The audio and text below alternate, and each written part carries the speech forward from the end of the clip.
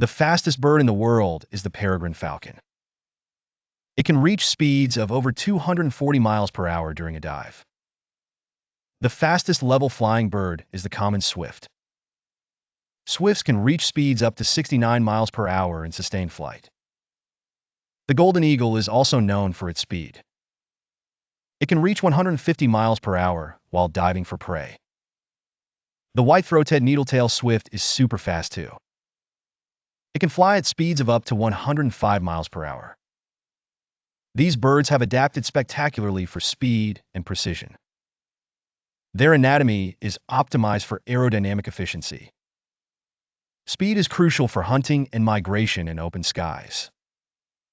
Each bird's lifestyle demands such impressive velocity.